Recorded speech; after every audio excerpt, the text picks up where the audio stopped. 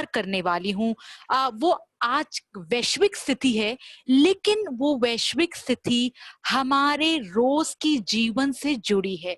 जिस प्रकार से डॉक्टर प्रमोद पांडे जी ने हमें बताया कि कोविड के अंतर्गत भी निरंतर आप सब लोग विचारों का ये जो आदान प्रदान है वेबिनार्स द्वारा, व्याख्यान द्वारा जारी रखे हुए हैं, तो इसी कोविड की परिस्थिति को समझते हुए वैश्विक परिस्थिति में किस प्रकार में बदलाव आया है, और वो वैश्विक परिस्थिति आज एक ऐसी परिस्थिति बन गई है जिससे समस्त देशों की राजनीति के सामने, समस्त देशों के राज्य से जुड़े नीतियों के सामने बहुत भारी सवाल ऊपर है। सबसे पहले आप सब लोग भी बधाई के पात्र रखते हैं कि आपने साथ इतनी महत्वपूर्ण विषय पर व्याख्यान रखे, क्योंकि मेरा ये मानना है that good things in life take place with good ideas. अच्छे विचारों के साथ, अच्छी सोच के साथ एक अच्छे देश, समाज की प्रगति होती है। तो साथियों, जब आज के इस विषय में हम बात करें, डॉक्टर पांडे, यदि मेरे दूसरे वाले जो स्क्रीन है, मैं उसको यदि आप स्क्रीन पर ले आए, क्योंकि मैं पीपीटी के द्वारा आज के इस कार्यक्रम को मैं प्रस्तुत करना चाह रही हूँ। ये ग्लोबल गवर्नेंस आप देख सकते हैं, ये लिखा हुआ है इस पर पीपीटी। यदि इसको हम फुल स्क्रीन कर दें और ऑडियो हम इधर से ले लें। करो भाई, होस्ट बार बार डिस्टर्ब हो रहा है। अभिनीत उसको करो, इधर तुम्हारे पास फिर चला गया। यस मैडम, मैं आपका जो आपने पीपीटी मुझे दिया हुआ है उसको मैं शेयर कर दूं। यदि मैं दूसरे वाले लैपटॉप से शेयर कर रही हूँ, तो यदि आप मुझे अलाउ कर दे, आप एडमिट हो जाइए। ठीक है अभिनीत, देखो एडमिन मुझे कर दीजिए, मैं यही कह रही हूँ। होस्टिंग प्रॉब्लम हो रही है। जी जी, मैं समझ गई। तो उससे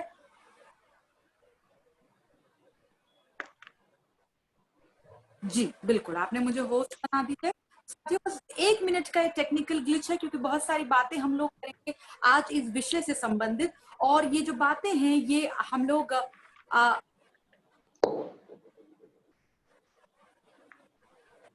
जी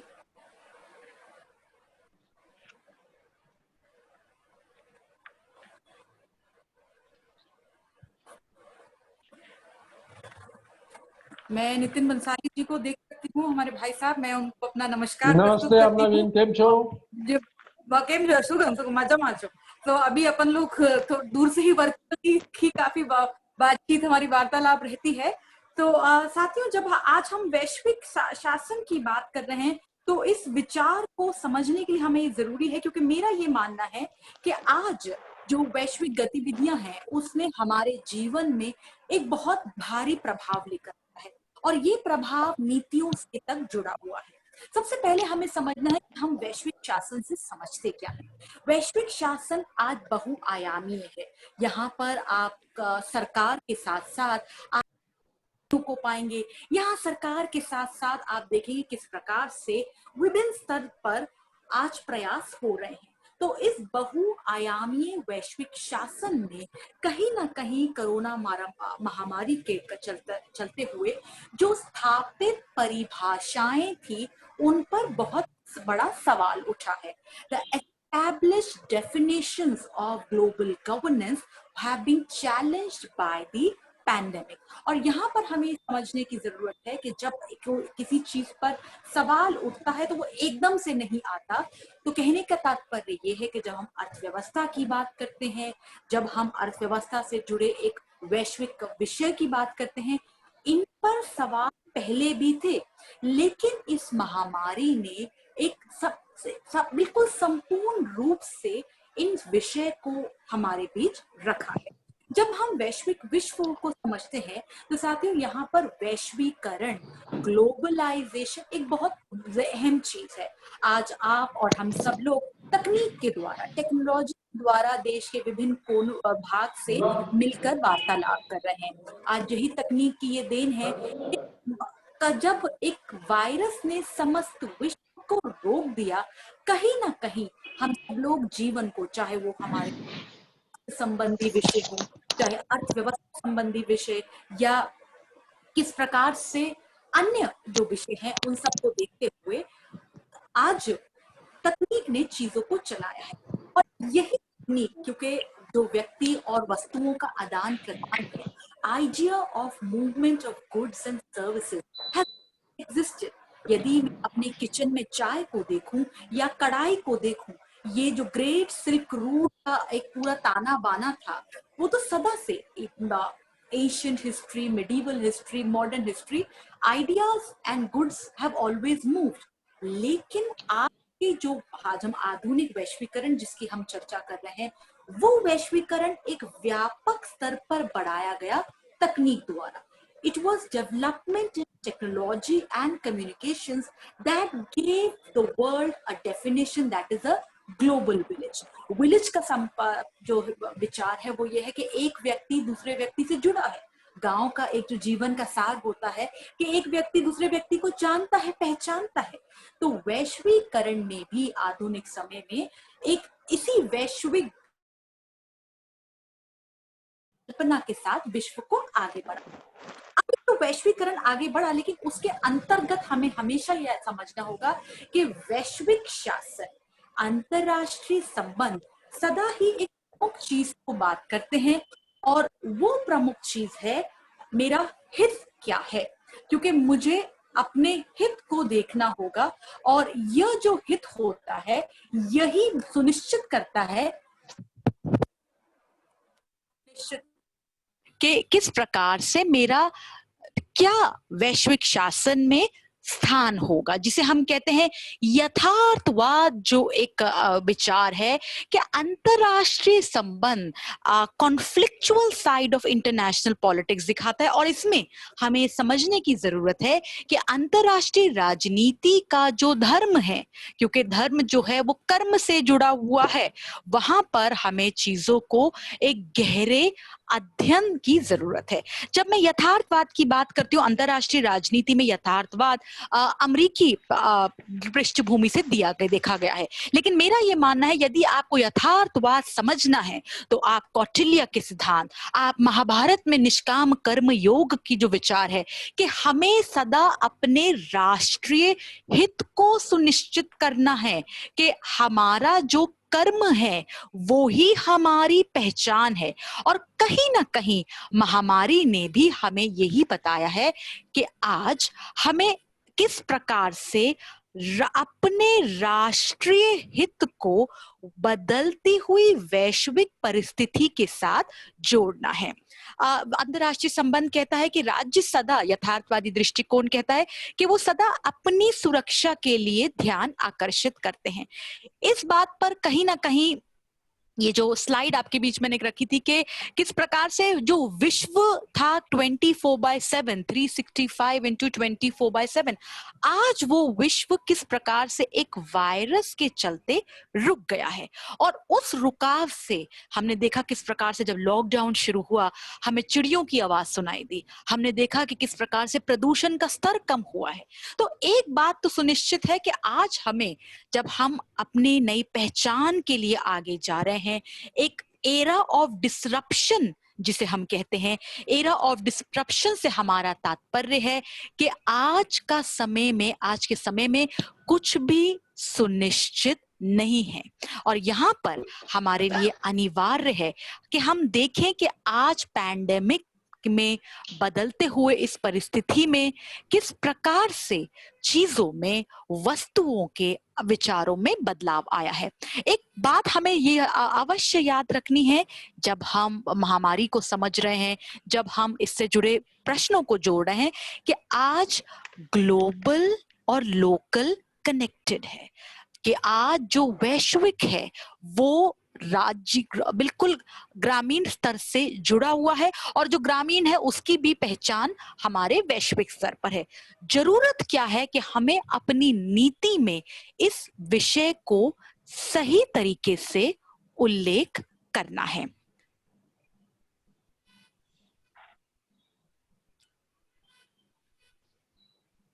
राइट। इसको हमें सही तरीके से उल्लेख करना है। तो आज जब हम देख रहे हैं कि किस प्रकार से विश्व में, यदि अगर आज हम एक दूसरे से भेंट की भी बात करते हैं, त्योहारों का भी यदि हम अगर शुभकामनाएं देते हैं, तो एक मास्क लगा होता है। तो आज विश्व की पहचान पर भी एक मास्क लग गया है। और ये जो विचार है, ये हमें बताता है कि आज हमें किस प्रकार से जो यथार्थवाद का एक कॉन्फ्लिक्चुअल साइड है, जी हाँ, यही स्लाइड की मैं चर्चा कर रही थी, कि एक विश्व जिसको हमने मिलकर बनाया है, आज उसी विश्व की जो परिभाषा है, जो कॉन्टोर्स हैं, वो बदल गए हैं। और इन बदलती हुई विश्व की जो परिभाषा है, उसमें हमें ये समझना है कि क्या, क्योंकि आज हम देखेंगे कि एक विचार आ रहा है जो हमारी अगली साइड हमें दर्शाती है, क्या हम नए वैश्विक विश्व की ओर जा रहे हैं? ये सवाल हम सबके सामने बहुत भारी सवाल है। और जब हम एक विचारों के आदान प्रदान, जैसे हम सदा ये मानना चाहिए कि अच्छे विचारों से ही जीवन, समाज व देश व विश्व आगे बढ़ता है। आज हम देख रहे हैं कि आज विचार हो रहा है कि क्या अब हम एक नए विश्व की ओर जा रहे हैं? इसका आंसर, जवाब सबसे पहले सकारात्मक है, जी हाँ। लेकिन इस सकारात्मक जवाब के साथ, उत्तर के साथ, हमें ये समझना होगा कि जो हमने पुरानी गलतियां करी हैं, उनको हम ना दोहराएं। जो हमने पुरानी विषय हमने जो देखे हैं, उनको हम सुधार करें। क्योंकि जो सनतियाना ने एक विचार रखा है हम सब के बीच, those who ignore the mistakes of the past are condemned to repeat it। यदि हम इतिहास की गलतियों को ना सुधारेंगे, तो हम उनको दोबारा दोहराएंगे। तो इसी विषय को देखते हुए साथियों, आज हमें ये जरूरत है कि आज हम अपने व्यक्तिगत स्तर पर, अपने समाज के साथ आवाज बढ़ाते हुए, विभिन्न स्तर से जहां पर भी हम सब लोग जुड़े हुए हैं, कि आज हम ये नई विश्व की परिकल्पना में किस प्रकार से योगदान देंगे। आपके सामने इस समय एक स्लाइड है कि किस प्रकार से डोनाल्ड ट्रंप ने ये द हिंदू वाला, जी हाँ, ये क्योंकि हम जब भी शोध करते हैं, रिसर्च करते हैं, रिसर्च में तथ्य जो है वो बहुत ही सुनिश्चित होना चाहिए। Our facts should be based on rational, authentic sources। तो आज जब मैं ये कह रही हूँ एक न्यू वर्ल्ड ऑर्डर, उसका एक उदाहरण है कि किस प्रकार से अपने राष्ट्रीय हित की बात रखते हुए यूएस के प्रेसिडेंट डोनाल्ड ट्रंप ने WHO की फंडिंग पर रोक लगाई। सवाल ये उठता है, वो कहते हैं कि आज विश्व में WHO के कारण ट्रांसपेरेंसी का एक बहुत बड़ा विषय है। देखिए, data is a currency of power. जो आंकड़े होते हैं वो कहीं ना कहीं विचारों को प्रभावित करते हैं। जो आंकड़े होते हैं, डेटा होता है, वो नीति निर्माण में एक बहुत अहम भूमिका निभाते हैं। तो इसी पर सवाल रखते हुए डोनाल्ड ट्रंप ने WHO की फंडिंग के ऊपर सवाल उठाया कि आज हमें WHO की कोरोना वायरस के चलते फंडिंग पर हमें रोक लगानी है। सवाल ये उठता है कि WHO की फंडिंग को समाप्त करने से क्या जो वैश्विक शासन में जुड़ी हुई डेमोक्रेटिक डेफिसिट की विषय है, कि आज कुछ देश सबके लिए बोलते हैं, कुछ देश सभी जनसंख्याओं का हित रखते हैं।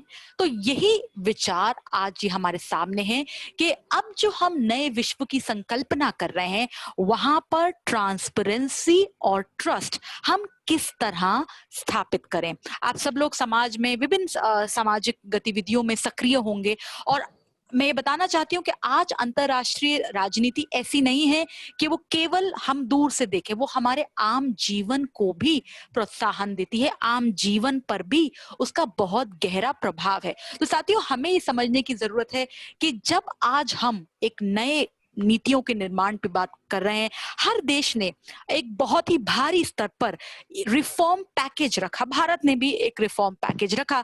लेकिन सवाल ये होता है कि आज किसी भी गतिविधि को हमें दो पैमाने पे देखना है, ट्रांसपेरेंसी और ट्रस्ट, कि किस तरह से अंतरराष्ट्रीय संस्थाएं और हमारी राष्ट्रीय संस्थाएं इन दो पैमाने पे काम कर रही हैं। क्योंकि हमें ये बात समझना होगी कि जब मूल आधार एकदम हिल जाता है, एकदम अस्थिर हो जाता है, तो नए समाज की संकल्पना के लिए जो अरुस्तु ने विचार रखा था, स्टेबिलिटी, जो गीता में विचार है कर्म, वो बहुत जरूरी होते हैं।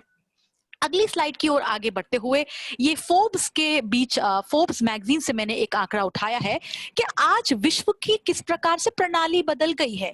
और ये मैं डेटा यदि आप लोग के बीच फोर्ब्स मैगजीन का रखूं तो साथियों ये कहता है कि किस प्रकार से, और ये फोर्ब्स मैगजीन के जुलाई का डेटा है कि आज भी जो 29 जुलाई की मैं बात कर रही हूं कि 29 जुलाई में तक यूरोपियन यूनियन ने यूएस को अपनी लिस्ट ऑफ सेफ ट्रैवलर्स में नहीं रखा है।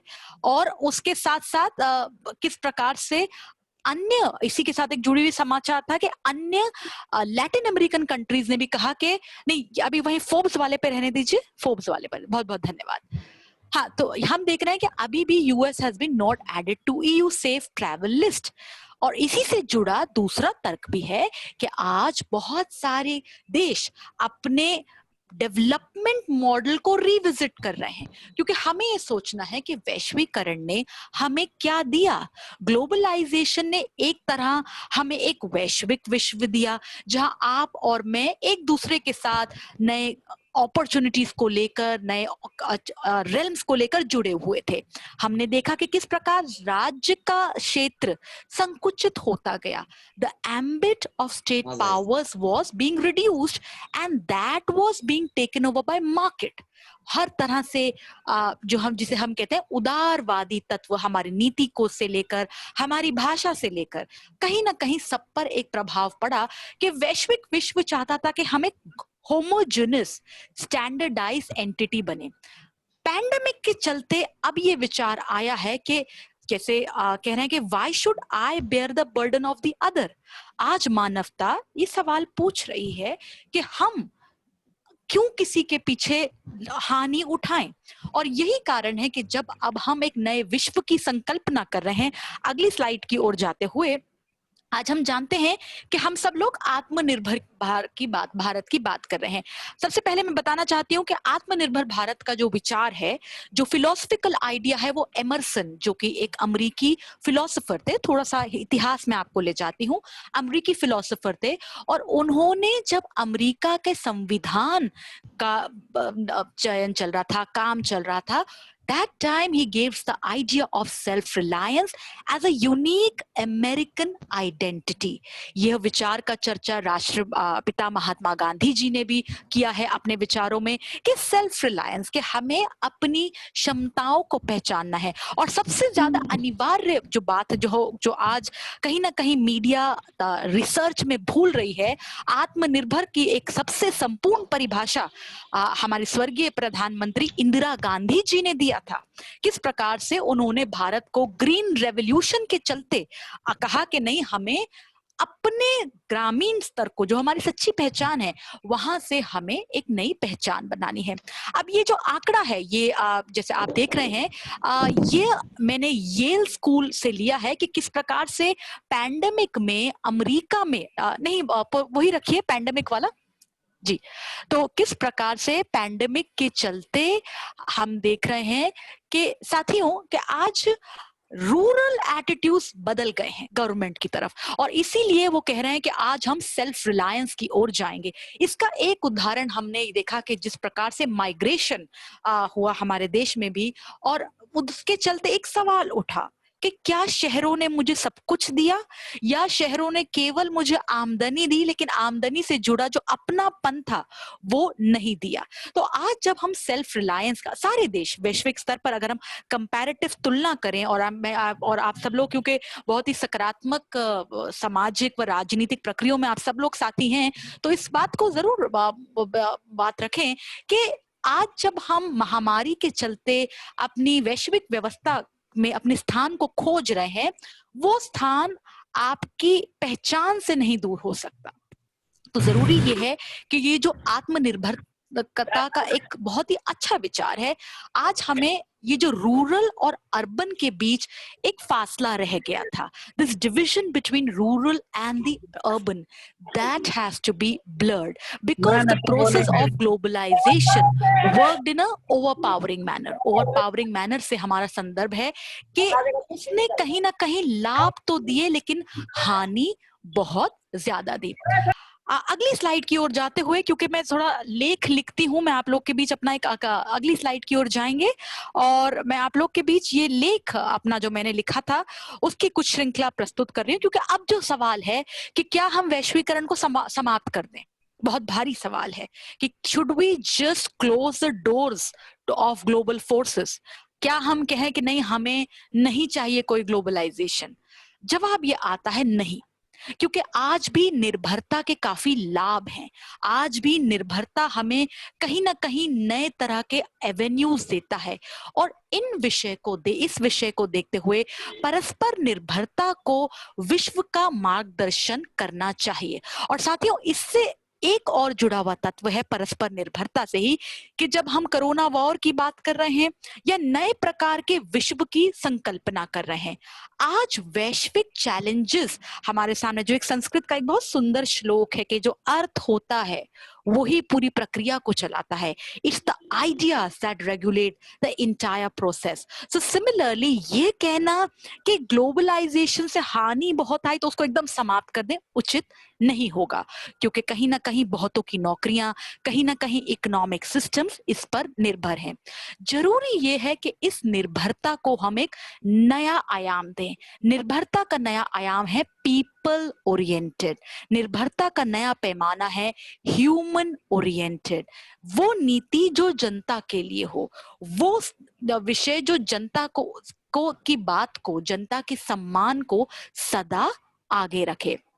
So these are some of the most important challenges at a time when global governance is witnessing tectonic shifts, when at a time disruption is one of the defining factors of global politics.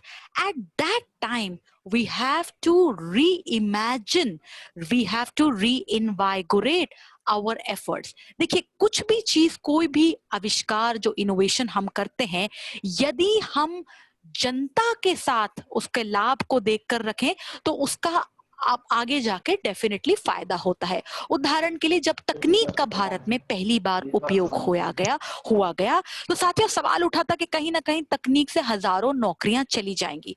लेकिन आज जो तकनीकी क्रांति है, information revolution है, computer revolution है, जो स्वर्गीय राजीव गांधी जी द्वारा प्रस्तुत किया भारत में, आज उसी के स्तर पर भारत अपनी पहचान, अपना जो पूरा प्रयास है जारी रख रहा है राष्ट्रीय व अंतर्राष्ट्रीय स्तर पर। तो जरूरी यह है कि इस परस्पर निर्भरता, ये जो आज हम विचार कर रहे हैं कि वैश्वीकरण में कमियां थी, लेकिन निर्भरता को हमें समाप्त नहीं करना है, क्योंकि एक ये रास्ता वो हमें शॉर्ट टर्म गेन देगा।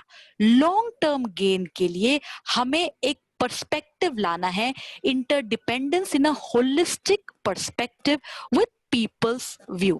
अगली स्लाइड की ओर जाते हुए एक बार फिर इसी बात को रखते हुए कि why interdependence must guide the world, और इसका यही विचार है क्योंकि आज जो प्रॉब्लम्स हैं जिसमें आप और हम सब शामिल हैं साथियों, कि यदि हम देखते हैं कि एक दिन बारिश बहुत ज्यादा होती है तो दूसरे दिन बिल्कुल सूखा होता है। आज हम देखते हैं किस प्रकार से हर दिन नए एप्स का आविष्कार हो रहा है। हमें सब रोज सवेरे जब हम लोग उठते हैं, गुड मॉर्निंग, सुप्रभातम, आपका दिन मंगल में हो, उसके विचार आते हैं, लेकिन उसके साथ साथ अपडेट भी आता है कि ऐप का आपको नया अपडेट करना है। तो आज जो सुरक्षा, क्योंकि देखिए अंतरराष्ट्रीय संबंध जो है वो सुरक्षा से जुड़ा विषय है, और सुरक्षा के जो आयाम हैं वो आज बहुत सारे हैं। Today security is on a multi dimensional perspective. हमारे खाने को लेकर, स्वास्थ्य को लेकर, पर्यावरण को लेकर, समुदाय को लेकर, क्या हम ये बहुआयामीय सुरक्षा के जो सॉल्यूशन है केवल एक प्रकार से सबसे हटकर पा सकते हैं? No, because today there are no doubt, there has been no doubt somewhere inadequate mechanism of global governance। चाहे मैं संयुक्त राष्ट्र को देखूं, चाहे मैं किस प्रकार से G7 व G20 का कार्यभार हुआ उसको देखूं, माना वो कहीं ना कहीं पर्याप्त नहीं है, लेकिन इसका मतलब ये नहीं कि हम चीजों को एकदम समाप्त कर दें, क्योंकि हमें ये समझना है today security is multifaceted with burgeoning threats, जहां पर food, health, community, they are much needed for a holistic expression of national interest.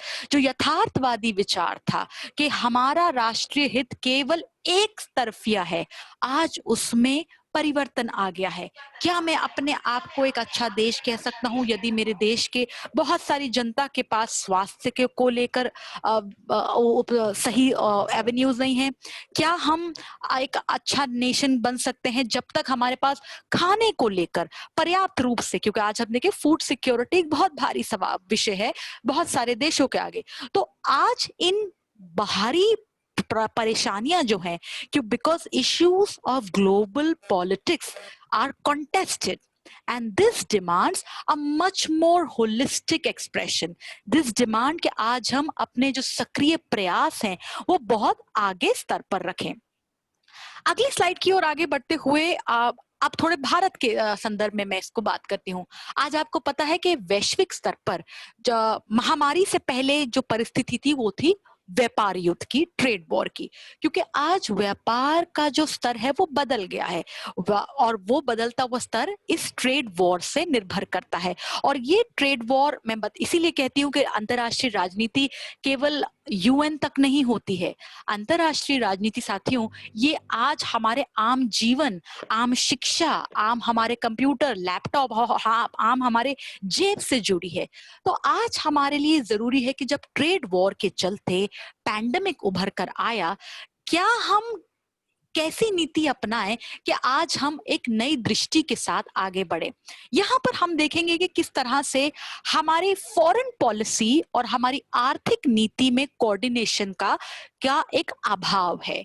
और अगर हमें आगे एक नई दृष्टि को लेकर जाना है, एक नई दृष्टि की ओर आगे बढ़ना है, तो आप सब लोग भी अपने रिसर्च में, अपने अन्य speaking and other social media forum पे ये विचार जरूर जागरूक करें या सत्य की इस बात पे जरूर खोज करें, क्योंकि सत्य सदा वो होता है जिसकी आप स्वयं खोज करते हैं। You must try to understand that how it is essential for a new dimension towards right coordination.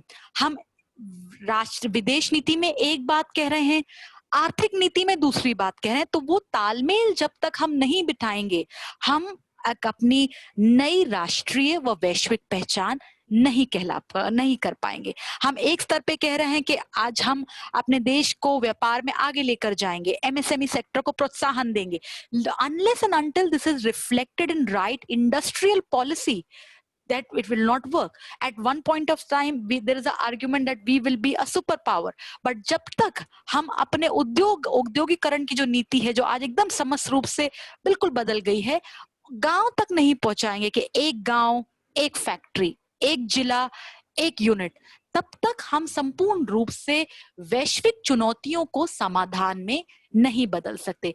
सो जरूरी यह है कि आज हमारे पास अगर वैश्विक स्तर पर देखें, there is a era of looking for new global order, and in this new global order जरूरी यह है कि सरकार और विपक्ष में ये बात बहुत जरूरी होता है कि एक संपूर्ण सुनिश्चित तरीके से यह जो दो कमियां हैं कि हमारी इंडस्ट्रियल पॉलिसी को एक फॉरेन अफेयर्स अपैरेटस से जोड़ते हुए ग्रामीण स्तर तक लेकर जाएं। और यह विचार तो जब मैं पंडित दीनदयाल उपाध्याय की बात करती हूँ, जब मैं श्रीमती इंदिरा गांधी जी की बात करती हूँ, या जब मैं स्वर्गीय राजीव गांधी जी की बात करती हूँ, या आज के आधुनिक समय की बात करती हूँ, सभी स्तर पर यह बात हुई है कि हमारा जो एक आत्मचिंतन है वो सबसे पहले जो महात्मा गांधी ने कहा था कि गांधी तलिस्मन के इंडिविजुअल आखिरी पंक्ति के आखिरी व्यक्ति से, जिसे बोलते हैं the person who is least disadvantage, Mahatma Gandhi ji के तलिस्मन को हम सब एनसीईआरटी किताबों में ही पढ़ते हैं। तो आज इसके लिए एक नई दृष्टि का जो जरूरत है वो एक सही तरीके का तालमेल बिठाना है हमें, हमारी राष्ट्रीय नीति का और विदेश नीति का, हमारी आर्थिक नीति का और विदेश नीति का, क्योंकि आज जो राष्ट्रीय हित है उसका आयाम बहुआयामीय है। Today national interest is multi dimensional. अगली विचार की ओर जाते हुए, that as we rethink our approach to global security, तो यहाँ पर हमें जरूरी है कि आज हम वैश्विक सुरक्षा के बारे में सोच रहे हैं, या फिर विभिन्न देश जब वैश्विक सुरक्षा के बारे में सोच रहे हैं, तो आज हमें स्टेट सेंट्रिक पर्सपेक्टिव से ह्यूमन सेंट्रिक पर्सपेक्टिव की ओर जाना होगा। तभी हम अपने राष्ट्र नीति को सुधार सकते हैं, तभी हम अपने वैश्विक नीति को सुधार सकते हैं। Because unless and until you take the individual as the factor of analysis, वो उचित प्रकार का काम नहीं हो सकता। और यह जो एक्सरसाइज है कि आज हमें ग्लोबल सिक्योरिटी के विषय को, हमको एक जो विषय है रिक्लेमिंग लेजिटिमेसी, जी हाँ, आपने जो स्लाइड करी बहुत जरूरी है। आज ग्लोबल गवर्नेंस के विषय को जो हमें समझना है, तो लेजिटिमेसी उसके को हमें समझना होगा। और ये लेजिटिमेसी का एक ही पैमाना है कि जनता तक इसका किस प्रकार से प्रभाव पहुंचा है, जनता तक इसका किस प्रकार से चीज हुई है। Because you can not afford to conduct international relations in closed door room, you can not afford to conduct international relations from a top down approach. आज जरूरी ये है कि एक वेस्टर्न बायस से हटकर अपने जो अपनी पहचान है, this countries all over the world are doing it, चाहे मैं अमेरिका में मागा की बात करूं, मेक अमेरिका ग्रेट अगेन, या मैं किस प्रकार से बात करती हूँ कि चीन किस तरह प्रोटेक्शनिस्ट मेजर्स करता है और अपनी कंपनीज को सुनिश्चित करता है लाभ में। तो आज वैश्विक स्तर पर हम देख रहे हैं कि देश अपने वैश्विक नीति और कार्यभार में बदलाव कर रहे हैं, and in that process they are trying to look towards the inward strength. Now in this process of looking towards the inward strength, dear friends, it is very essential to have legitimacy. Legitimacy के यहाँ पर दो प्रमुख पैमाने हैं जहां पर हमें देखना है people's perspective and above all rectifying mistakes of the past. जन के विचारों को सबसे आगे रखते हुए, एंड मोस्ट इंपॉर्टेंट कि जो गलतियां हुई हैं हमारे साथ इन द पास्ट, उसको हमें सुधार करना है। आखिरी स्लाइड एक केस स्टडी के रूप में मैं आप लोग के बीच रखती हूं कि आज जब हम वैश्विक स्तर की चुनौतियों की बात कर रहे हैं, तो वैश्विक शासन के सामने सबसे बड़ा जो विचार है यूनाइटेड नेशंस के सुधार की बात। साथियों, आज हम सुरक्षा परिषद को देखते हैं कि किस प्रकार से उसमें जो मेंबर्स हैं, क्या उन्होंने उतना ही काम किया है पैंडेमिक को लेकर as compare to other countries.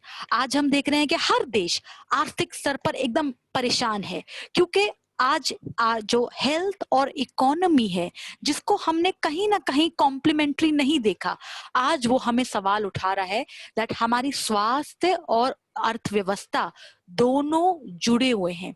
इसके अंतर्गत इट इज एसेंशियल कि क्या यूनाइटेड नेशंस के सभी देशों से, यहाँ पर जरूरी है सुरक्षा परिषद का जो विचार है, क्या सुरक्षा परिषद में सभी देशों ने उतना प्रयास किया है, परमानेंट मेंबर्स ने जो स्थायी सदस्य हैं, क्या उन्होंने उतना सुधार किया है? यदि नहीं, तो ये आवाज कहां से उठेगी? यदि नहीं, तो ये आज हर नागरिक का दायित्व बन गया है कि वो अपनी सरकार से भी पूछे कि जब आज एक वैश्विक महामारी है, सभी देशों के सामने शत्रु समान है, सभी के सामने there is a common perspective of the issues that face forward, then in that case what has been the country's stand towards the issue of reform of Security Council?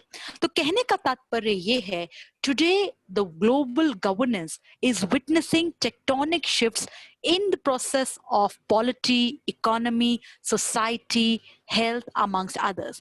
And in this, as there is a lot of churning being done, क्योंकि आज जब बदलती हुई परिस्थितियों में नई और चुनौतियां आ गई हैं, क्योंकि चुनौतियां पहले से थी, राइट, नई और चुनौतियां आ गई हैं, तो आज नए दृष्टिकोण की खोज में सारे देश हैं। Today there is a issue of we are going towards a new world order. जब हम एक नए विश्व की ओर जा रहे हैं, तो वहां पर नए विश्व को की उचित स्थापना, गवर्नेंस की उचित स्थापना तभी हो सकती है जब हम समझें कि आज जरूरी यह है कि जो हमारा जो कर्म का क्षेत्र है वो केवल एक स्तरीय नहीं है। आज हमारा जो कर्म का क्षेत्र है वो हमारा स्वास्थ्य, महिला सुरक्षा, अर्थव्यवस्था, उन सब से जुड़ा हुआ है। आज हमें समझना है कि किस प्रकार से आज ग्लोबल गवर्नेंस एक डायलॉग के होते हुए चलता है, वार्ता के रूप में चलता है, और ये एक स्तरीय नहीं हो सकता। और दूसरी इंपॉर्टेंट बात कि आज जब हम नए विश्व की संकल्पना कर रहे हैं, वहां बिना ट्रांसपेरेंसी और बिना ट्रस्ट के आप उचित रूप से जो उचित परिणाम है नहीं पा सकते। One has to factor in the issues of reform, the issues of debate to go on based on transparency and trust. और जब हम अपनी पहचान की खोज कर रहे हैं, इसमें भी जरूरी यह है कि जब हम सेल्फ रिलायंस की बात कर रहे हैं, जब हम हार्ड पावर से सॉफ्ट पावर तक की ओर जा रहे हैं, उसमें जरूरी है जब तक आप राष्ट्रीय स्तर पर उचित रूप से नीतियों के बीच में सही कोऑर्डिनेशन नहीं बिठाएंगे, तब तक वैश्विक स्तर पर भी और राष्ट्रीय स्तर पर भी उचित रूप से लाभ नहीं आ सकता। So once again dear friends, dear all the listeners, RGSC के आज के इस कार्यक्रम में हमारे साथ जुड़े सभी साथी, आप सबका मैं आभार व्यक्त करती हूं कि आप सबने आज के इस विषय में मुझे सुना। यदि इस विषय से जुड़े हुए कोई भी सवाल हो, आप मुझे जरूर बताएं, क्योंकि आज मैं अच्छे विचारों के साथ, अच्छी शिक्षा के साथ सीखने के लिए ही मैं भी आपके साथ इस कार्यक्रम में आई थी। तो once again professor Satish Rai ji, हमारे आरजीएससी के सभी स्टूडेंट सचिव डॉक्टर प्रमोद पांडे जी, अली साहब, नितिन भंसाली जी, वह सभी हमारे साथी डॉक्टर आनंद पांडे जी भी जो अभी मेरे साथ बात करेंगे। मैं आप सबके साथ वंस अगेन आप सबका आभार कि आपने मेरी बातों को सुना। जो भी आपके सवाल होंगे मैं उसका पूरा जवाब देने की प्रयास करूंगी। And once again the views expressed are totally based on my research. यदि आप इससे असहमत हैं तो जरूर बताइए, कोई विषय नहीं, क्योंकि सहमत और सहमति के साथ ही लोकतंत्र का वैश्विक शासन की वार्ता चलनी चाहिए। वंस अगेन साथियों, धन्यवाद। जय हिंद, जय भारत। धन्यवाद मैम, आपको धन्यवाद क्या कहा जाए, आरजीएससी के परिवार धन्यवाद के आप आप जी। सदस्य हैं। और एक मिनट जी, जी बहुत एक सम्य दृष्टि के साथ आपने आज जो कोविड के साथ बदलती हुई दुनिया है और उसमें वैश्विक परिदृश्य है और उसमें जो बड़ाव की संख्या है उन्हें रेखांकित किया। निश्चित रूप से शीत युद्ध निकल कर कभी हम भूमंडलीकरण और उस साथ एक की प्रतिस्पर्धी दो सारी दुनिया में खड़ी हुई मुक्त व्यापार की, तो उस व्यापारिक प्रतिस्पर्धा में जो बहुत सारे खामियों के पक्ष जहाँ गतियां हमारी थी, जिन चीजों को उपेक्षा हम की थी, आज उनसे निकल कर एक न्यू वर्ल्ड के चिंतन का समय और दुनिया में इस तरह की सोच उभरी है। क्योंकि जब ग्लोबलाइजेशन आया तो ग्लोबलाइजेशन प्रति ही समझ में आया कि जो गांव से गया ग्लोबलाइजेशन का पार्ट हो गया, लेकिन आज नया ग्लोबल वर्ल्ड ऑर्डर बनेगा, उसे गांव की चिंता के साथ अपनी नई रचना का चिंतन का पड़ेगा। इस ओर अभी बहुत अच्छा विश्लेषण आमना ने प्रस्तुत किया। एक बार आनंद जी की बातों कुछ तो उससे पहले मैं जी से चाहूंगा कि जो श्रोता जो विद्यार्थी प्रश्न कोई रखना चाहे आमना जी, वो प्रश्न पे रहे और उसके समाधान ले लें, तब आगे की क्रिया आगे बढ़े। तो जो हैंड रेज कर रहे हुए इनके प्रश्न उनके में आओ प्रमोद जी, उन्हें आमनी के सामने प्रस्तुत करें। सबसे बेहतर ये है कि जो भी प्रश्न हैं, बहुत सारे जगहों पे गांव से दूर दराज से लोग जुड़े हैं, तो वॉइस क्लैरिटी में प्रॉब्लम आती है। आप चैट बॉक्स में क्वेश्चंस डाल दीजिए और हम आपके नाम से ही उससे पूछ लेंगे मैडम से, लेकिन आपको भी लाने की स्क्रीन पे कोशिश करेंगे अगर आपकी वॉइस क्लियर होगी।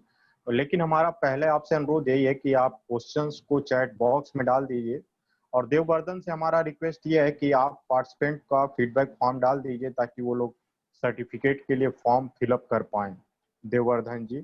और अगर कोई प्रश्न पूछना चाहता है तो हैंड रेज करे और उसको हम लोग क्वेश्चन उसका ले लेंगे, और चैट बॉक्स में भी अपना क्वेश्चन डाल दे और आनंद जी बोलेंगे, उसके बाद भी क्वेश्चन लिया जाएगा और राय साहब हैं, तीनों लोग क्वेश्चन एक साथ हम लोग हैंडल कर लेंगे। तो मुझे लगता है अभी आप लोग अपने प्रश्न जो है चैट बॉक्स में डाल दीजिए। मेरा एक अभी क्वेश्चन डालिए अभी चैट बॉक्स में, अभी पूछना है, ठीक है। आप तो अभिनीत जी सक्रिय इसके ऑर्गेनाइजेशन के मेंबर हैं आप, कार्यक्रम समिति के।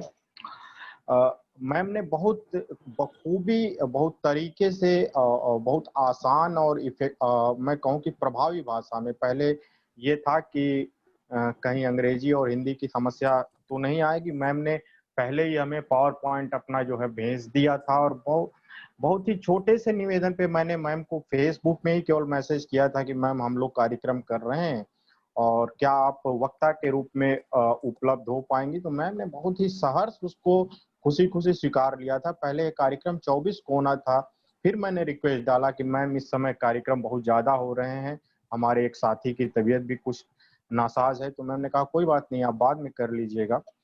और मैम ने कितनी खूबसूरत ढंग से अपनी बात को रखी है। ये कार्यक्रम सब जानते हैं कि हम लोग समाज को सही सूचना पहुंचाने के लिए और साथ ही जो प्रतियोगी छात्र हैं उनको निःशुल्क मदद के लिए भी ये कार्यक्रम चला रहे हैं।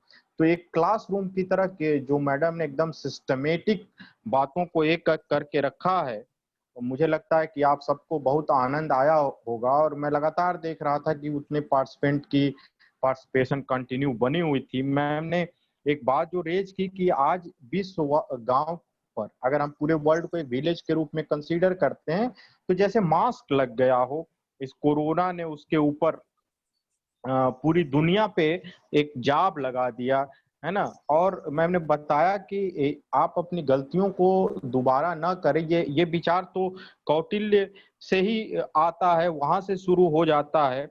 अब सवाल ये है कि इस दौर में WHO की फंडिंग बड़ी बड़ी कंट्रीज रोक रही हैं, तो अब ये सवाल यहाँ पर यही उन्होंने रेज किया कि इससे जो आपसी विश्वास है और पारदर्शिता है उस पर क्या कोई असर बनेगा कि नहीं बनेगा। अभी हमने भारत ने इस कोविड के दौर में आत्मनिर्भर भारत की संकल्पना को दोबारा से दिया, दोबारा इसलिए क्योंकि ये कोई प्रथमतया नहीं है। हालांकि ये संकल्पना मैडम ने बताया कि अमेरिका से आई थी, लेकिन गांधी के भी दर्शन में संकल्पना। और सबसे बड़ी बात, जब इंदिरा गांधी ने ग्रीन रिवॉल्यूशन यानी हरित क्रांति लेकर के आई, उसके पहले लाल बहादुर शास्त्री जी के दौर में ये स्थिति थी कि भारत को कनाडा और दुनिया दूसरे देशों से गेहूं और वो भी मोटे अनाज जो है हमको इंपोर्ट करना पड़ता था। लेकिन हरित क्रांति ने इन सारी चीजों पर एक तरह से रोक लगा के भारत को आर्थिक रूप से बहुत मजबूत कर दिया। लेकिन आज की जो दशा है,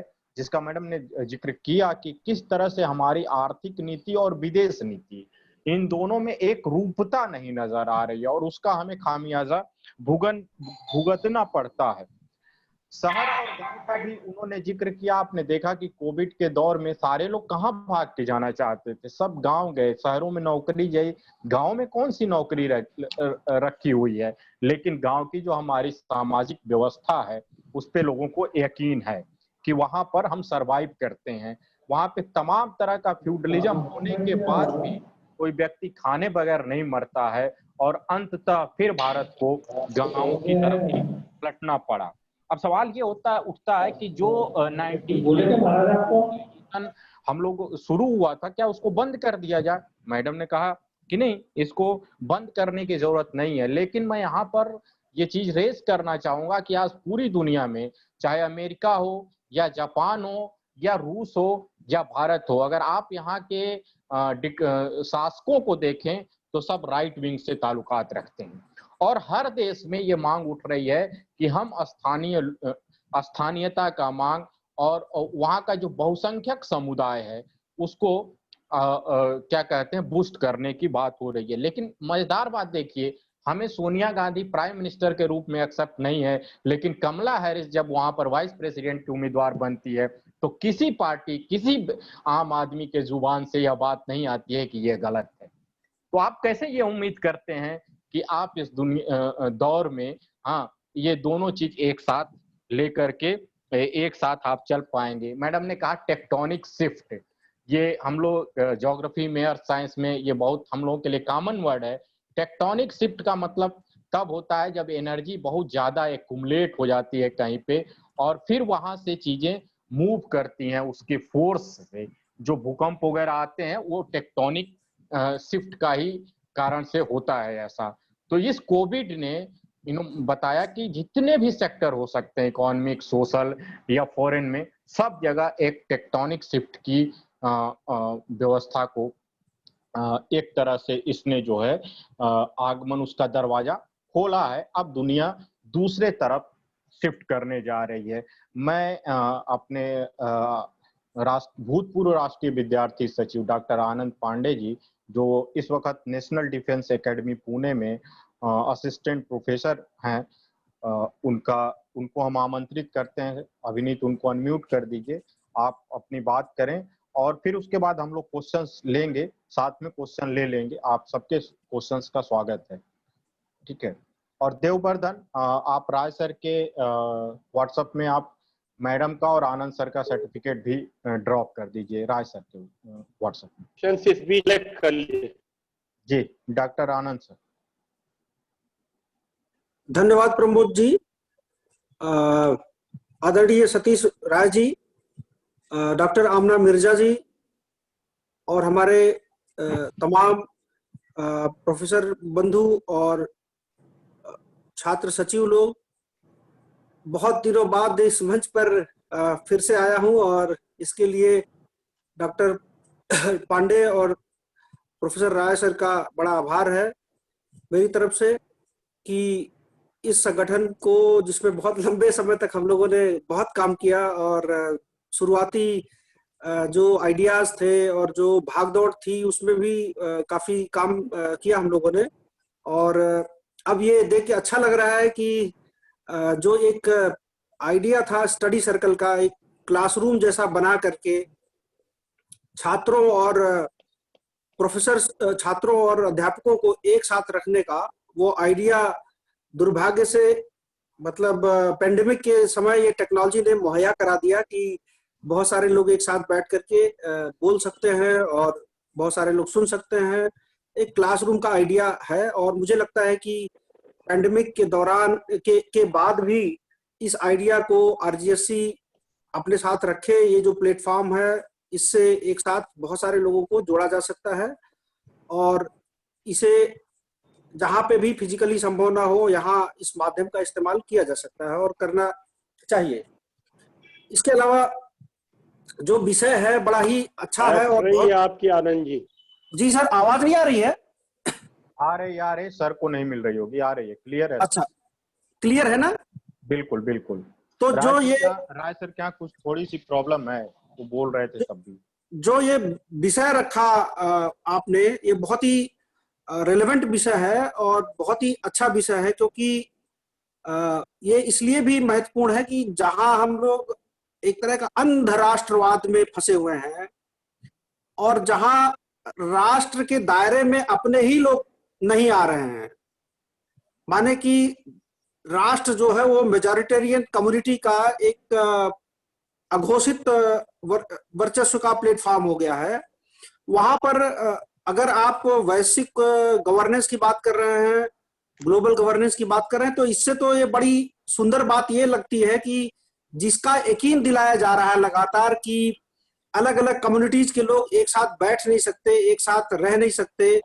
और उस परिस्थिति में आप ये कल्पना करते हैं कि दुनिया भर के तमाम देशों के तमाम धर्मों और समुदायों के लोग, ट्राइब्स और अर्बन जो कॉस्मोपॉलिटन पॉपुलेशन है, वो सब के सब लोग एक गवर्नेंस में आ सकते हैं, ये एक साथ बैठ सकते हैं। ये एक यथार्थ भी है और उससे ज्यादा एक कल्पना है। और जो इस मौजूदा हमारे देश की और दुनिया भर की, डॉक्टर प्रमोद ने जो जिक्र किया कि राइट विंग पॉलिटिक्स का जो उभार है, इसने निश्चित तौर पर ग्लोबल गवर्नेंस के स्वप्न को बहुत चुनौती दी है और इसने संकट भी पैदा किया है। और इन संकटों का जो समाधान है वो कुल मिलाकर के बहुत लंबा संघर्ष हमारे सामने है। मैं इस विषय का बहुत ज्यादा जानकार नहीं हूं, लेकिन एक साधारण व्यक्ति का, एक साधारण नागरिक का, एक साधारण विद्यार्थी का जो कॉमन सेंस जो है, उस कॉमन सेंस के हिसाब से कुछ बातें मैं आपके साथ शेयर करना चाहता हूं। और ये विचारों का साझापन अधिक है बजाय कि भाषण। तो जो हमने देखा कि कितना ही पागलपन है राष्ट्रवाद का, हम लोग रोज रोज भोग रहे हैं उसको। और उसी पागलपन में सबसे ज्यादा ये है कि अधिकांश लोग दरिद्रता की तरफ बढ़ रहे हैं।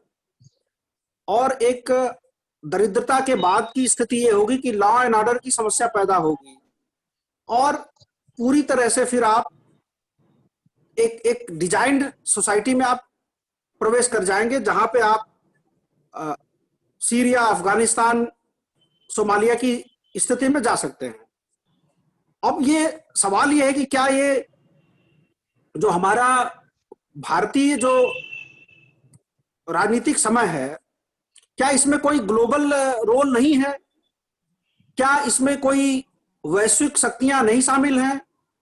तो मुझे ये कहना होगा या याद दिलाना होगा कि ये निश्चित तौर पर तमाम दुनिया भर के तमाम बड़े देशों ने, जो चाइना हो या फ्रांस हो या अमेरिका हो, किसी भी देश ने भारत के भीतर जो आंतरिक राजनीति हो रही है, जिस तरह की मेजॉरिटी जो राजनीति है, जिसमें हमारे ही देश के अधिकांश लोगों को बहिष्कृत किया जा रहा है, निर्वासित किया जा रहा है, एक तरह का डिजाइन बना हुआ है, वैसी स्थिति में क्या दुनिया की राजनीति ने इन सवालों को बहुत गंभीरता से लिया? दिल्ली में जब ट्रंप आए थे, उसी दिल्ली में दंगे हो रहे हैं उसी समय, क्या ये उन्हें प्रसन्न करने के लिए था या अप्रसन्न करने के लिए था? ये सब सवाल बहुत महत्वपूर्ण है कि क्या हमारी जो मौजूदा राजनीति है, क्या इसका कोई अंतर्राष्ट्रीय स्तर पर क्या कोई आलोचना, कोई निंदा, कोई प्रवास? मैं ये नहीं कह रहा हूं कि आप हमारे देश के खिलाफ दुनिया भर के लोग इकट्ठा हों, लेकिन मैं मानता हूं कि इसकी तरफ हमें धकेलने में अपनी भूमिका न निभाएं। इस तरह का जो भारतीय जो समाज है, उसके लूटपाट का जो समय चल रहा है, कि आप एक निहायत ही अलोकतांत्रिक और जनता विरोधी राजनीति चलाए जा रहे हैं, लेकिन दुनिया भर में आपका जो साख है वो गिर रही है, लेकिन जो मौजूदा जो दुनिया है उसके सवाल जो है वो उठ नहीं रहे हैं। ना सॉलिडरिटी है और ना ही कोई विचार प्रक्रिया है इस मामले में। तो मैं एक बात जो कहना चाहता हूं वो ये कि जैसा हम लोग इतिहास में पढ़ते रहे हैं और थोड़ी बहुत जानकारी जो है वो ये है कि भाई अब जो स्टेट का जो ओरिजिन और डेवलपमेंट है, स्टेट राज्य की जो उत्पत्ति है, वो धीरे धीरे होती है और बहुत सारा समय लगता है। शुरुआती समय में ज्यादातर लोग एक समान जीवन जीते थे और उसमें वर्ग की अवधारणा नहीं पैदा हुई थी, और धीरे धीरे वर्ग जो है क्लैन से, कबीले से राज्य की तरफ बढ़ते हैं, राज्य से राज्य की तरफ बढ़ते हैं, और राष्ट्र राज्य के उदय के साथ साथ ही आप एक ग्लोबल गवर्नेंस के दायरे में चले जाते हैं। ये हकीकत है। और जैसे ही दुनिया भर में डीकोलोनाइजेशन की प्रक्रिया स्टार्ट होती है, उसी आसपास तमाम अंतरराष्ट्रीय, जिन्हें आज आप एक तरह से global governance without global government कह सकते हैं, उन सारी संस्थाओं का जन्म उसी समय होता है जब पूरी दुनिया में डीकोलोनाइजेशन की प्रक्रिया शुरू होती है। माने कि 40 के दशक से लेके और 10-15 साल के और के बाद के दौरान के, इसका मतलब है कि जिन कॉलोनियल फोर्सेस ने दुनिया को कब्जा किया, लूटा और बदहाल किया, और दुनिया की जो एक इक्वल रेस थी, एक स्वाभाविक गति थी, उसको अवरुद्ध किया और अपने पक्ष में दुनिया को ठहरा दिया। तो उन ताकतों ने जब दुनिया में संघर्ष हुआ तो उन्होंने एक ढांचा खड़ा किया, स्ट्रक्चर खड़ा किया, और उस स्ट्रक्चर पर काम करते हुए उन्होंने तमाम वर्ल्ड बैंक जैसी संस्था, उसके बाद यूनाइटेड नेशंस जैसी संस्था, उसके बाद इंडियन इंटरनेशनल मॉनेटरी फंड की व्यवस्था, और उसके बाद जो अभी जिक्र आया आमना जी ने किया कि एक जो वर्ल्ड हेल्थ ऑर्गेनाइजेशन है उसका भी दायरे में है। तो सवाल यह है कि जब हम देखते हैं कि एक क्लैन से लेकर के और यूनाइटेड नेशंस तक जो है वो जो ढांचा डेवलप हुआ है उसके पीछे कौन लोग हैं। मैं आगे पीछे बहुत पुरानी प्रक्रिया में नहीं जाऊंगा, लेकिन इसका मैं इतना उदाहरण देना चाहता हूं कि यूनाइटेड नेशंस, वर्ल्ड बैंक और इंटरनेशनल मॉनेटरी फंड, ये एक दुनिया को कुछ खास लोगों के हाथ में सौंपने की की तैयारी है, और एक इक्वल डिस्ट्रीब्यूशन और इक्वल राइट्स नहीं है जो मेंबर कंट्रीज हैं। तो इससे साफ होता है कि कुछ देशों की मोनोपोली इस पर रहेगी और ज्यादातर लोगों को आश्वासन दिया जाएगा कि ये तमाम इंटरनेशनल जो संगठन है इनके आगे इंटरनेशनल शब्द लगा हुआ है, बेसिकली ये क्षेत्रीय वर्चस्व की लड़ाई में है, कुछ वेस्टेड इंटरेस्ट को ये परस्यू करने के लिए है।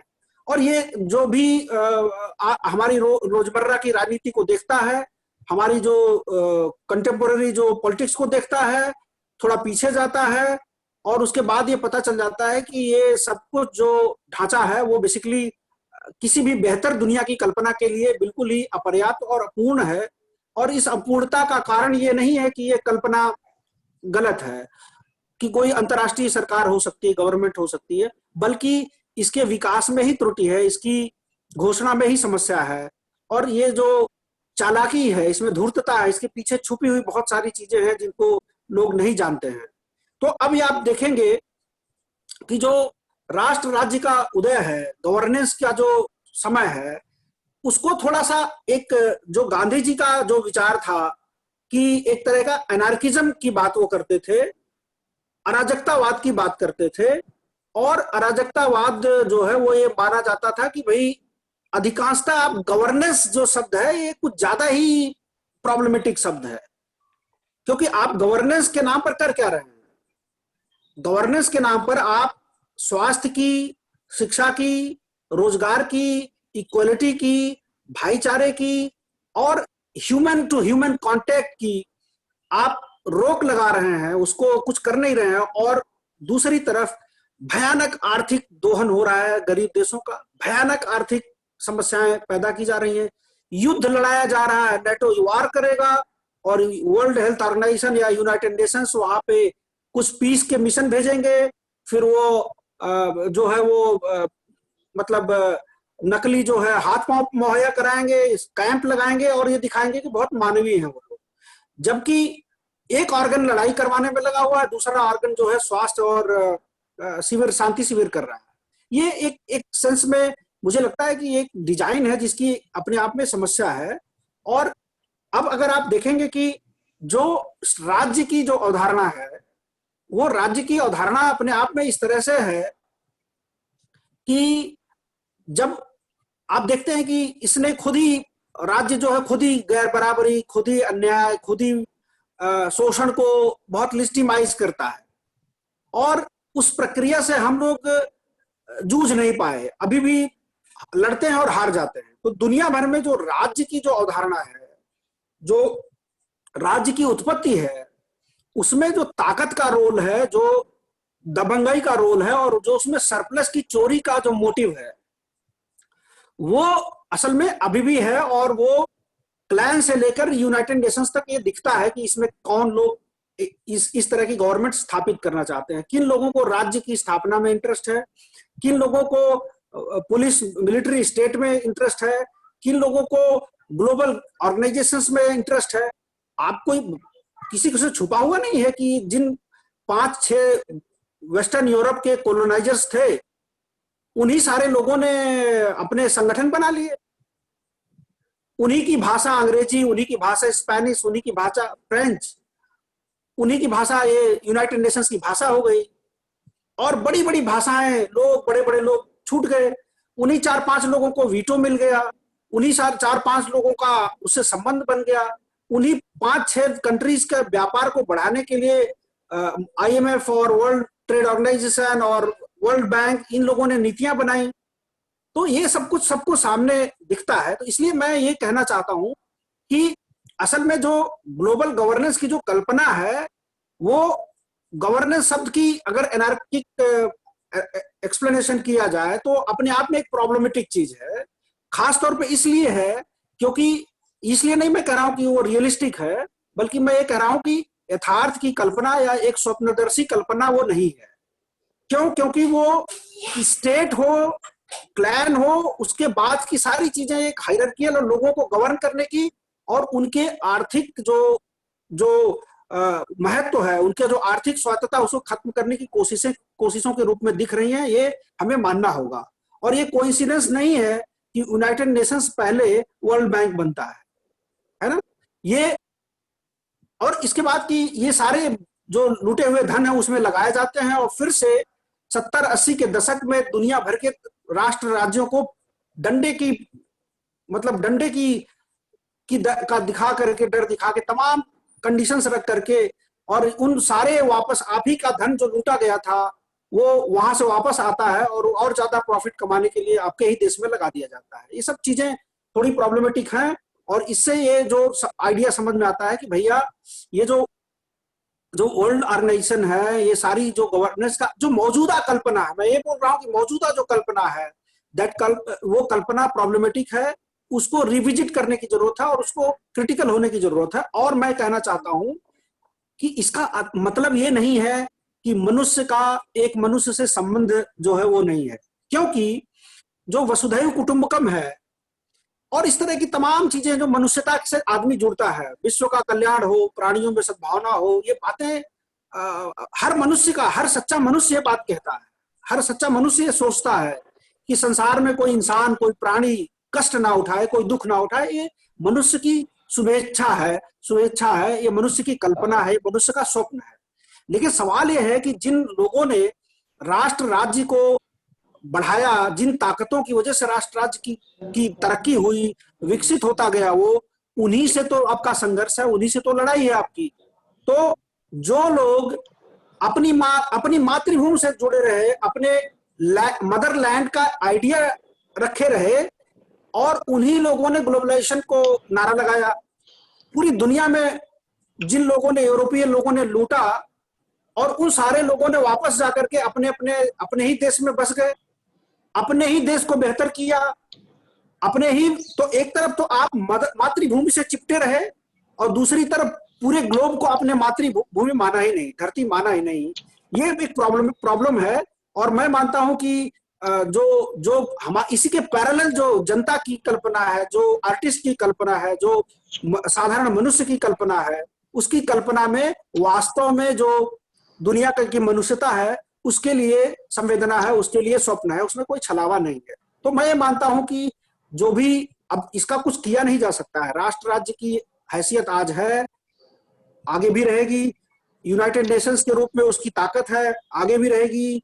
वो एक ध्रुवी विश्व व्यवस्था होगी, वर्ल्ड ऑर्डर होगा, ये सब चीजें रहेंगी और ये किसी न किसी रूप में पहले भी मौजूद थी। मैं ये कहना चाहता हूं कि इस जो वैश्विक जो गवर्नेंस के पैरेलल जो साधारण मनुष्य की जो परिकल्पना है, जो बेहतर इंसानियत की, बेहतर मानवता की, प्राणियों में सद्भावना की और विश्व के कल्याण की जो परिकल्पना है, उस परिकल्पना को क्या किसी तरह से राजनीतिक रूप दिया जा सकता है?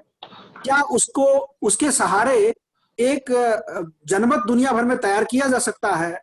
और क्या उसके सहारे विश्व शांति की बात की जा सकती है? मैं ये कहना चाहता हूं कि ये जो गांधी जी का जो रास्ता था, या जो हमारे देश में जो आइडियोलॉजी की जो पॉलिटिक्स हुई, जो हमारे देश की स्वतंत्रता संग्राम की जो विरासत है, उसने सबसे पहले दुनिया भर में जो काम हुआ उसमें कि राष्ट्र और राज्य को ज्यादा से ज्यादा प्रो पीपल बनाया जाए। तलवार के बदौलत इसको कब्जा कोई नहीं किया जा सकता है। तलवार और गन के बदौलत के बजाय विचार और नैतिक बल से सत्ता हासिल की जाए और नैतिक बल को डिबेट में लाया जाए।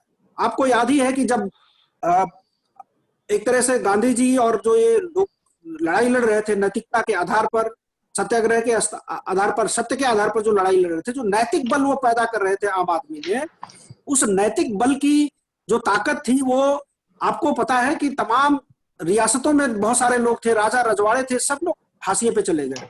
बहुत बड़े बड़े लोग थे जो राज्य के हकदार थे, राज्य के मालिक थे, और उनका इस तरह का बहुत पुराना इतिहास था। क्वेश्चन भी लेकिन लेना गांधी जी ने क्वेश्चन डाल नैतिकता और चरित्र के विचार से उन सारे लोगों को पीछे छोड़ दिया, और भारत के जो एक लोकतांत्रिकरण की प्रक्रिया थी। तो मैं वही बातें कहना चाहता हूं बेसिकली कि जो ये जो ग्लोबल गवर्नेंस का आइडिया है, यह एक यथार्थ है, लेकिन गांधी जी ने भी एक यथार्थ के पैरेलल एक कल्पना को प्रस्तुत किया था।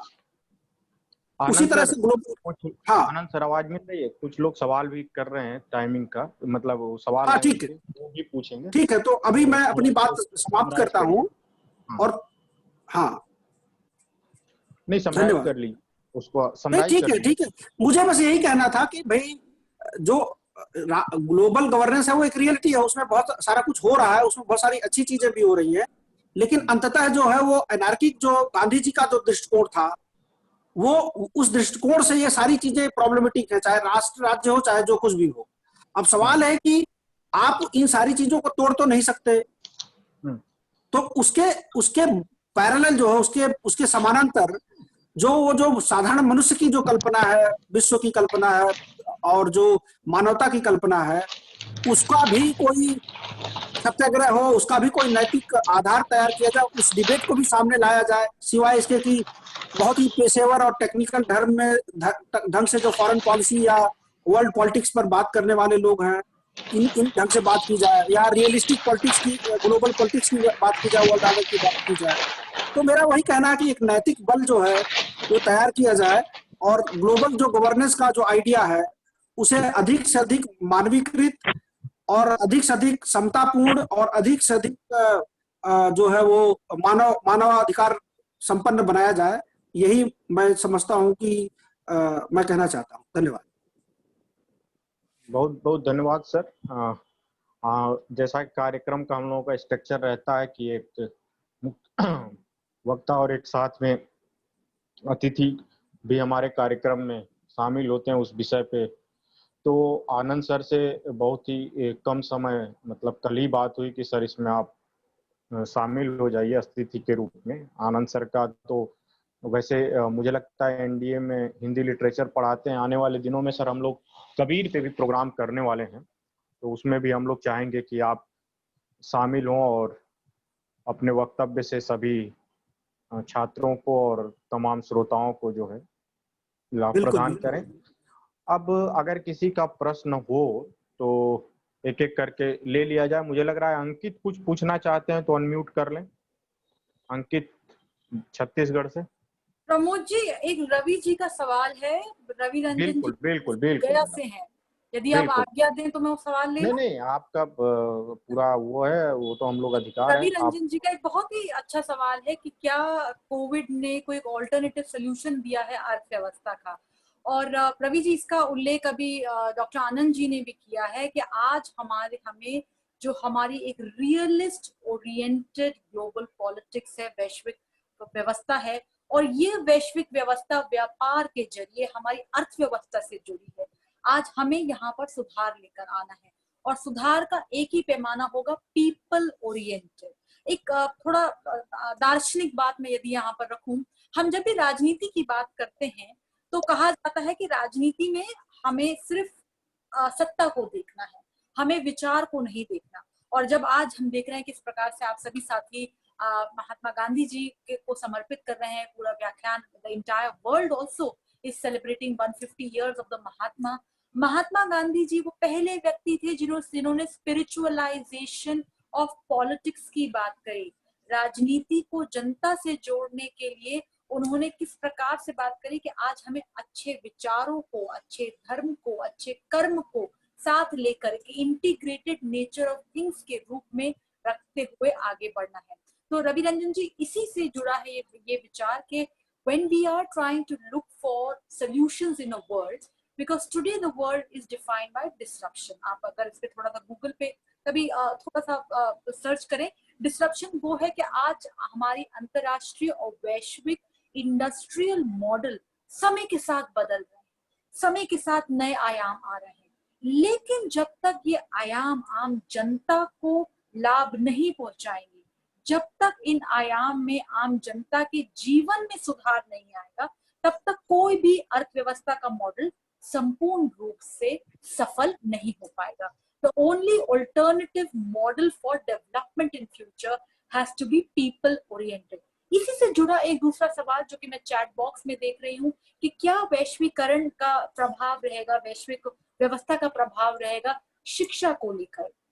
तो आज हम देख रहे हैं कि किस प्रकार से शिक्षा में भी क्रांति आई है। और अगर आप एजुकेशन पॉलिसी जो जिस प्रकार से जो पहले वाली हमारी जो एजुकेशन पॉलिसी थी, उसमें भी सबसे बड़ा फोकस था कि तकनीक को ग्रामीण स्तर तक जोड़ना है।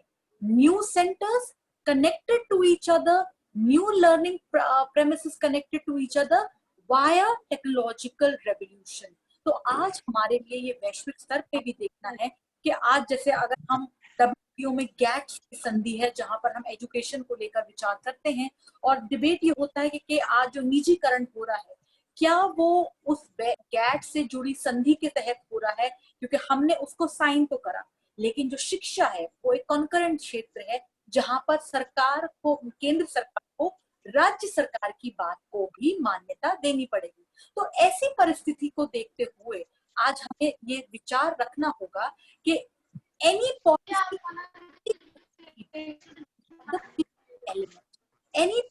can be when we link it to the last person, आखिरी पंक्ति के आखिरी व्यक्ति को।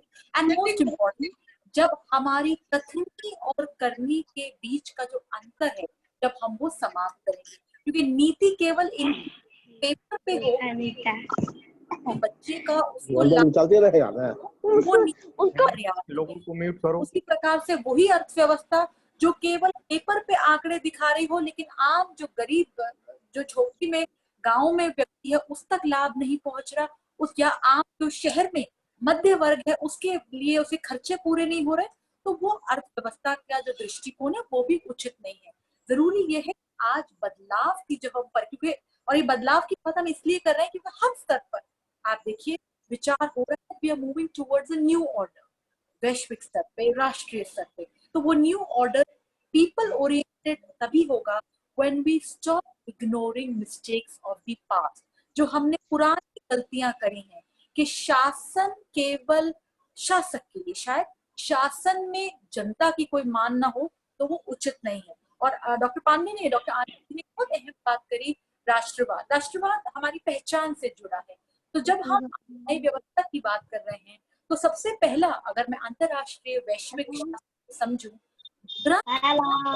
शासन को लेकर वो कौटिल्य अर्थशास्त्र है, जहां पर वो मानते हैं वही शासन सत्य है, न्यायपूर्ण है, जहां जनता के हित में काम हो, वही नीति हित उचित है, जहां पर राजा जो है समस्त की बात सुनते हुए अपनी विचार को रखे। और ये तो उल्लेख गीता में भी किया गया है कि किस प्रकार से जो सत्य है वो आपके कर्म से जुड़ा है, जो कर्म का विचार है वही आपको आगे लेकर जाएगा। So it is very essential to have a holistic perspective for security, for governance, because ego, greed, selfish nature, इसका हमारे ग्रंथों में भी उल्लेख है। आज हमें उन्हीं चीज को दोहराना है, अपनी पहचान को खोना नहीं है, ये जरूरी है। एंड मोस्ट इम्पोर्टेंट कि आज हमें समझना है कि चाहे वो हमारा हित हो या सिक्योरिटी हो, बहुआयामी चीज को हम तभी उचित रूप से पा सकते हैं जब हम सबके साथ मिलकर वार्ता करें, सबके साथ मिलकर प्रयास करें। तो ये दो सवाल थे, मैंने कहा मैं इसीलिए इनको एक बार जवाब दूं। मैं एक बार फिर प्रमोद जी, मैं प्रोफेसर सतीश राय को देख सकती हूँ। अभी और सवालों के जवाब आपको देने हैं अभी। नमस्कार एक बार फिर। अंकित निशांत जी हमारे साथ है, मैं नमस्कार कहती हूँ आपको। हमारे साथ नितिन भाई बंसाली जी, मैं आपने बहुत बहुत आभार व्यक्त करती हूँ आप आज इस कार्यक्रम में हमारे साथ आए। मैम एक सवाल है जी, बताएं। यदि मैं चैट बॉक्स की ओर, मैम ये जो करंट इकोनॉमिक स्लो डाउन है, ये कहीं क्रैश डाउन है, तो इस रिकवरी तरह से देख कैसे होनी चाहिए? क्या currency flow grass ma'am root level से ऊपर माइक की से तरह आपकी आना आवाज अच्छी चाहिए, आ या रही फिर कुछ बड़ी कंपनियां किसी तरह से इन्वेस्ट करें और देखिए, लोगों को एक्सप्लॉइट करके बिल्कुल उस बिल्कुल तरह से मिलना कुछ शुरू करेंगे, और इसमें मैम पब्लिक सेक्टर मेरा यूनिट्स का रिक्वेस्ट ये क्या है, भूमिका होनी चाहिए? मेरा बस रिक्वेस्ट ये है ये मैम सवाल। कि प्लीज माइक का इस्तेमाल जब कर रही थी आप तो वॉइस बहुत क्लियर थी। माइक जब इस्तेमाल करती हैं तो आवाज बहुत अच्छी आ रही थी। आपने माइक लेक्चर करती हूँ तो हाँ हाँ कि प्रमुख अच्छा सवाल आपका मैं जवाब देते हुए देखिए आज निस्संदेह रूप से अर्थव्यवस्था को लेकर आज बहुत बड़े सवाल हैं। आरबीआई ने भी आज रिपोर्ट जो दी है उसने आज हमारे लिए बहुत बड़ा एक विषय प्रस्तुत करा। It is Indeed an alarming situation. Economic recovery राष्ट्रीय कंपनियां नहीं ला सकती। इकोनॉमिक तभी होगी जब जनता के पास डिमांड होगा, और डिमांड कब होगा? जब उसकी जेब में पैसा होगा। तो आज ये जरूरी है, जैसे हमने स्टिमुलस की भी बात करी थी अपने और ये मैंने अपने लेखों में भी लिखा है कि जब हम कंपैरेटिव स्टडी करते हैं, यूएस ने भी स्टिमुलस दिया, जर्मनी ने भी स्टिमुलस दिया, कनाडा ने भी दिया, भारत ने भी सबसे ज्यादा तो बड़ा स्टिमुलस तो भारत ने दिया है 20 लाख करोड़ का। लेकिन जब तक ये स्टिमुलस, ये नीति, ये पैसा जनता की जेब तक नहीं पहुंचेगा तब तक उचित नहीं होगा। और यही कारण है कि जब हम सेल्फ रिलायंस की भी खोज कर रहे हैं, मनुष्य सेल्फ, अगर आप गांधी को पढ़ें, अगर आप एमर्सन को पढ़ें, ये खोज तभी होगी जब आप मनुष्य को, व्यक्ति को सशक्त बनाएं। और कहीं ना कहीं एक कड़वा सत्य है, economic resources, it's the money that makes the mayor go. So economic recovery can only work on a comprehensive strategy of putting money in the hands of generating demand and at the same time public with the private sector. Ajit Kumar ji अपने को mute करिए, seminar में बैठे हैं आप। Please continue ma'am. जी, so public sector has to work in tandem with the private sector. Bharat में public sector को लेकर काफी चर्चा है इस समय। आप देख रहे हैं कि निजीकरण को लेकर काफी न्यूज में समाचार आ रहे हैं। निजीकरण यदि एफिशिएंसी को लेकर कहा जा रहा है तो केवल वो एक पर्याप्त चीज नहीं है, क्योंकि एफिशिएंट तो हमारे, अगर यदि पब्लिक सेक्टर होते तो इतने सालों से अर्थव्यवस्था कैसे चलती। जरूरी ये है कि जो ऑलरेडी एग्जिस्टिंग स्ट्रक्चर है आपको उसको एम्पावर करना है। जब आप डिसरप्शन के फेज में होते हैं तो आप कभी भी एस्टैब्लिश स्ट्रक्चर्स को तोड़ते नहीं। एक स्थिर मकान को आप कभी भी समाप्त नहीं करते। नई ढांचा और बुनियाद रखने के लिए जो ऑलरेडी एग्जिस्टिंग चीज है उसकी गेन्स को आप कंसोलिडेट करते हैं। यही इकोनॉमिक एफिशिएंसी स्ट्रेटेजी है। और फिर उस आधार पर, उस मजबूती के आधार पर आगे का आप जो जायंट लीप होता है वो विचार रखते हैं। So economics, again, we have to again put it from the people's perspective of generating demand, and at the same time not privatizing public sector but streamlining public sector. क्योंकि जब तक economy job employment से created नहीं, distributed नहीं होगी, we cannot really go forward. Entrepreneurship is never a one-way affair. Entrepreneurship is always a systematic affair. Entrepreneurship requires innovation, और ये innovation केवल one short term strategy of selling out नहीं होता। Innovation होता है कि आप किसी आइडिया को, किसी प्रोजेक्ट को सही रूप से नर्चर करें, स्ट्रीमलाइन करें नीति में और जनता तक उसे पहुंचाने में। अंकित कुछ सवाल पूछना चाहते हो? थोड़ा शॉर्ट में पूछना, ज्यादा टाइम हो गया है। अंकित, वैसे मेरी बात का तो मैम ने जवाब दे दिया है, पर इन्होंने अच्छा, बात किया है कि सबसे ज्यादा फंड भारत सरकार ने दिया 20 लाख करोड़, पर 20 लाख करोड़ की एक कॉमन सेइंग चल रही है मैम कि 20 लाख करोड़ में 13 जीरो है।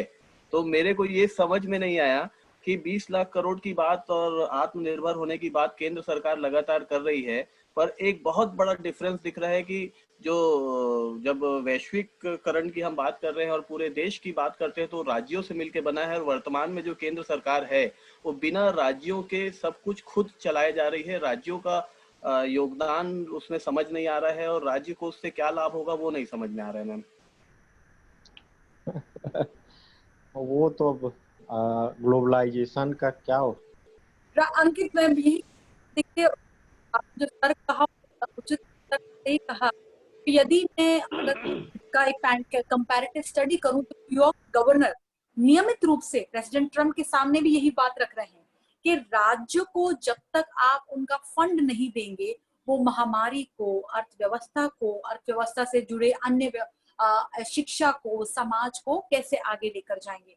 तो यह चर्चा तो सब जगह चल रही है कि can be just dismantle the center state coordination in order to create the new structure, or should we genuinely have an ambit of new innovative center state coordination to get the new era? तो ये चर्चा तो सारे federal देशों में चल रही है कि राज्य कह रहे हैं कि केंद्र उनको उचित स्तर से एक सही स्तर से उनका शेयर नहीं दे रहा है। इलाहाबाद से अतुल तिवारी जुड़े हैं, कुछ पूछना चाह रहे हैं। इलाहाबाद से रिसर्च स्कॉलर हैं ये फिलोसफी के। अतुल, हेलो। हाँ, कुछ पूछना चाह रहे हैं आप?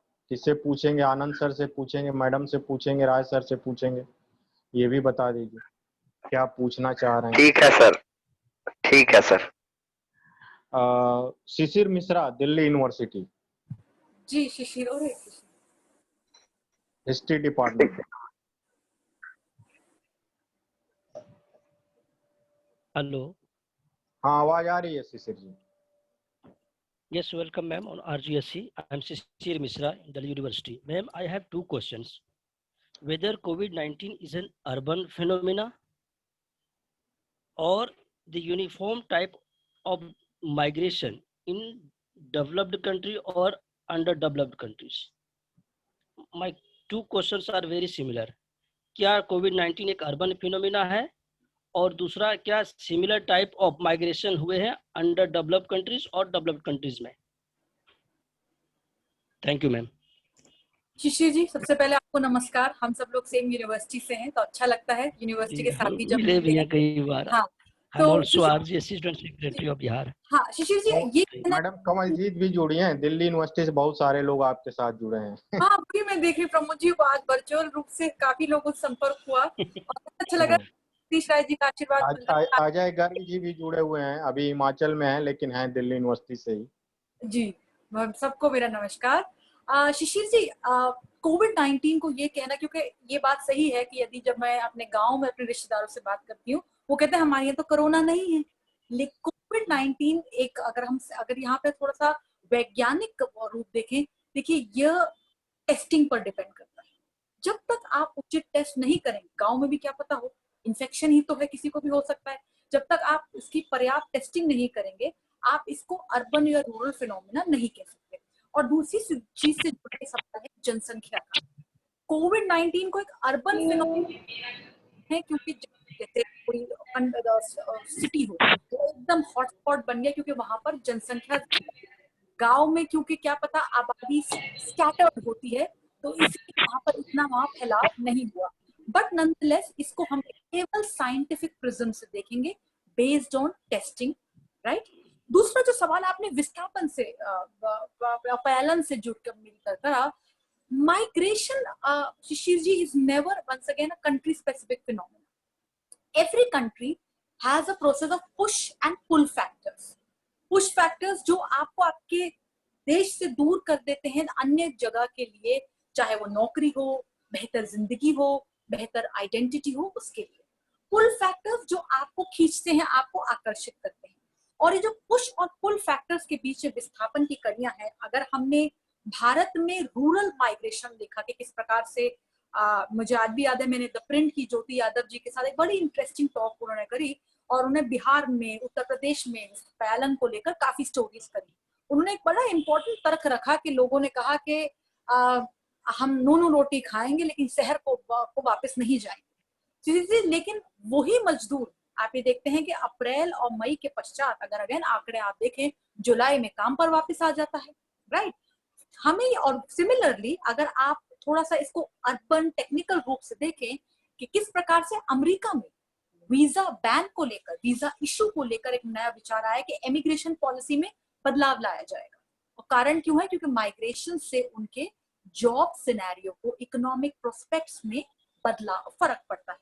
तो कहने का तर्क ये है कि you have to look at migration not as a rural versus urban phenomena, not as a country specific phenomena. पलायन को आपको केवल कॉजेस ओरिएंटेड, उसका जो कारण है उससे जोड़ना है। एंड मोस्ट इम्पोर्टेंट, सबसे ज्यादा जो अहम चीज है माइग्रेशन की, चाहे वो भारत में हमने देखा हो या फिर हमने देखा हो किस प्रकार से अमेरिका में इस समय इमिग्रेशन को लेकर, वीजा को लेकर नए अभी हाल फिलहाल में अनाउंसमेंट हुआ है। It's always related to economic avenues. मजदूर माना गया, आया वापस अपने घर, लेकिन जुलाई में फिर शहर की ओर गया क्योंकि गांव में नहीं